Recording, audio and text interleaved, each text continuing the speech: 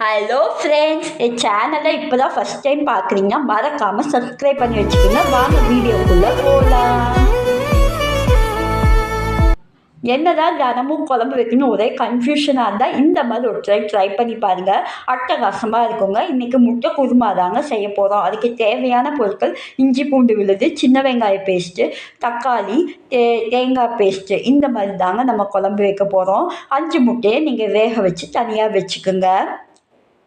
இப்போ stove on பண்ணிவிட்டு cooker வச்சுக்கோங்க. 3 ஸ்பூன் ஆயில் விட்டுக்குங்க. 3-4 ஸ்பூன் ஆயில் சேர்த்துக்கிங்க. ஆயில் நல்லா ஹீட் ஆனதுக்கப்புறம் நம்ம 1 ஸ்பூன் தேங்காய் எண்ணெய் சேர்த்துக்கிங்க. இந்த மாதிரி ஆயில் நல்லா ஹீட் ஆனதுக்கப்புறம் ஒரு பெரிய பல்லாரி வெங்காயத்தை நீல வாக்கில் கட் பண்ணி அது நல்லா பொன்னிறமாக வதக்கிக்கலாங்க. தினமும் குழம்பு தினமும் வச்ச குழம்பே வச்ச மாதிரி இருந்துச்சுன்னா இந்த மாதிரி ஒரு ட்ரை பண்ணி பாருங்கள். அடிக்கடி செஞ்சு பார்ப்பீங்க. 3 ஸ்பூன் இஞ்சி பூண்டு விழுத நல்லா பச்சை வாடை போகிற அளவுக்கு நல்லா வதக்கி விடுங்க. எந்த அளவுக்கு மசாலா வதங்குதோ அந்த அளவுக்கு குழம்பு டேஸ்ட்டாக இருக்குங்க. இந்த மாதிரி திடீர்னு கெஸ்ட்டெல்லாம் வந்துச்சுன்னா இந்த மாதிரி ஒரு டைம் ட்ரை பண்ணி பாருங்கள். சும்மா அட்டகாசமாக இருக்குங்க. இப்போ நம்ம சின்ன வெங்காயம் ஒரு 3 ஸ்பூனுங்க. அதையும் நான் ஒரு 50 கிராம் இல்லை 100 கிராம் இருக்கும் சின்ன வெங்காயம். அதையும் நீங்கள் நல்லா பேஸ்ட்டாக அரைச்சி இதில் சேர்த்துக்கிங்க. சின்ன வெங்காயம் சேர்த்ததுனால குழம்பு நல்லா க்ரீமியாக நல்லா டேஸ்ட்டாக இருக்கும். இப்போ ஒரு மிக்ஸி கப்பில் ஒரு கைப்பிடி புதினா, ஒரு கைப்பிடி கொத்தமல்லி தழை, ஒரு 2 பச்சை மிளகாவையும் போட்டு நல்லா பேஸ்ட்டாக அரைச்சி அதையும் இதில் போட்டு நல்லா பச்சை வாடை போகிற அளவுக்கு நல்லா வதக்கி விடுங்க. 3 உருளைக்கிழங்க இந்த மாதிரி நீல வாக்கில் கட் பண்ணி வச்சுக்குங்க. இப்போ நம்ம அரைச்சி வச்சிருக்க 3 தக்காளியும் போட்டு நல்லா வதக்கி விட்டு தேவையான அளவு உப்பு போட்டுக்குங்க. இப்போ காரத்துக்கேற்ப 2 ஸ்பூன் மிளகாய்த்தூள் சேர்த்துக்குங்க.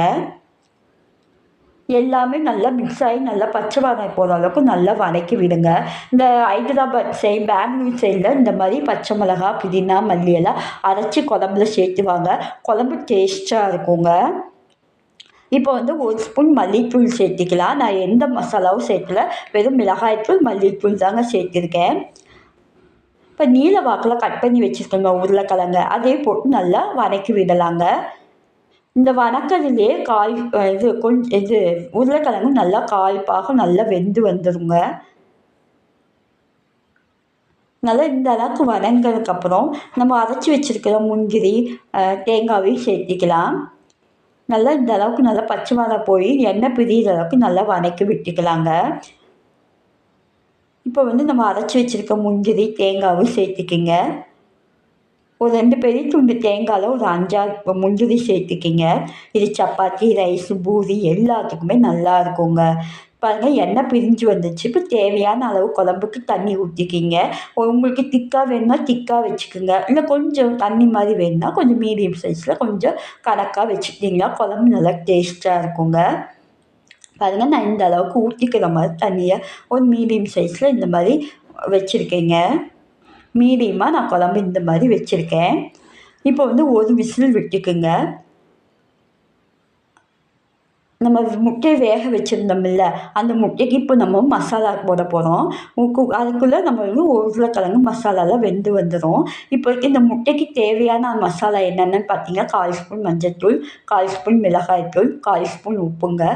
இந்த மாதிரி பண்ணுறதுனால முட்டையில் உப்பு, காரம் எல்லாம் பிடிச்சிருக்குங்க. இப்போ ஸ்டவ் ஆன் பண்ணிட்டு ஒரு பேன் வச்சுக்கோங்க. அதில் 1 ஸ்பூன் ஆயில் சேர்த்துக்கிங்க. ஆயில் சேர்த்துட்டு நம்ம பரட்டி வச்சுருந்த முட்டையை ஒரு 2 நிமிஷம் போட்டு எடுத்துக்கோங்க. ரொம்ப நேரம் போட்டிங்கன்னா முட்டை லப்பர் மாதிரி ஆயிடும். லைட்டாக போட்டு நீங்கள் எடுத்துக்கிட்டிங்கன்னா முட்டையில் காரம், உப்பு எல்லாம் சேர்ந்து நம்ம சாப்பிடும்போது நல்லா டேஸ்ட்டாக இருக்குங்க. இது குழந்தைகளுக்கு லஞ்ச் பாக்ஸ் ரெசிபியாகவும் செஞ்சு கொடுங்க. இதுவும் சப்பாத்தி, பூரிக்கெல்லாம் செஞ்சிங்கன்னா அட்டகாசமாக இருக்கும். ஒயிட் ரைஸுக்கும் நல்லா அல்டிமேட்டாக இருக்குங்க. இப்போ நம்ம குழம்பு நல்லா வெந்து வந்துச்சு. எண்ணெயெல்லாம் பிரிஞ்சு பாருங்கள், குழம்பு நல்லா வெந்து வந்துச்சு. இப்போ மறுபடியும் ஸ்டவ் ஆன் பண்ணிவிட்டு இந்த குழம்பு அடுப்பில் வச்சுக்கோங்க. ஒரு அரை லெமன் பழச்சாறை நம்ம பிழிஞ்சு விட்டுட்டு கடைசியாக கொஞ்சமாக கொத்தமல்லி தழை போட்டு நீங்கள் நம்ம பரட்டி வச்சுருக்கிற முட்டையும் அதையும் போட்டு நீங்கள் இறக்குனீங்கன்னா சுவையான அட்டகாசமான முட்டை குருமாங்க. நீங்களும் கண்டிப்பாக ட்ரை பண்ணி பாருங்கள். மஸ்ட்டு ட்ரையாக இருக்கும். அடிக்கடி செஞ்சு பார்ப்பீங்க. நல்லா டேஸ்ட்டாக இருக்கும். நான் சொல்கிறேன்னு இது பண்ணிக்காதீங்க. நீங்களும் ட்ரை பண்ணி பாருங்கள். சும்மா அட்டகாசமாக இருக்குங்க. மறக்காமல் என் சேனலை ஃபஸ்ட் டைம் பார்த்தீங்கன்னா சப்ஸ்கிரைப் பண்ணிக்கங்க. உங்கள் ஃப்ரெண்டுக்கும் ஷேர் பண்ணுங்கள். தேங்க்ஸ் ஃபார் வாட்சிங்.